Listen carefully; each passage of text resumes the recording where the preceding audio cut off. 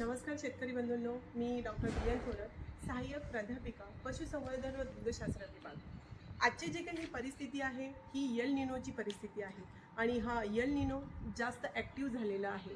तो म्हणजे जून महिन्यामध्ये ॲक्टिव्ह झालेला आहे की जेव्हा पावसाचं आगमन व्हायचं होतं तर त्या काळात पावसाचं आगमन न होता एल निनो जास्त ॲक्टिव्ह झाल्यामुळे हा जो काही मान्सून आहे हा लांबत चाललेला आहे किंवा दुष्काळग्रस्त परिस्थिती निर्माण होण्याची जास्त शक्यता आहे।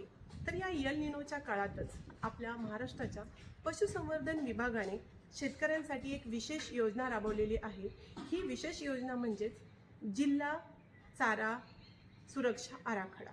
तर या जिल्हा चारा सुरक्षा आराखड्या अंतर्गत महाराष्ट्र शासनाच्या पशुसंवर्धन विभागाने 100% अनुदानावरती चाऱ्याची बियाणे वाटप सुरू केलेलं आहे। काही भागांमध्ये हे वाटप झालेलं आहे, काही भागामध्ये हे सुरू आहे।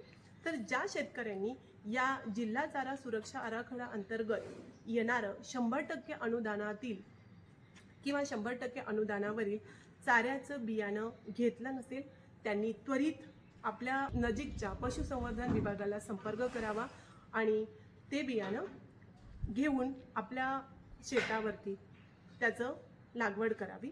धन्यवाद।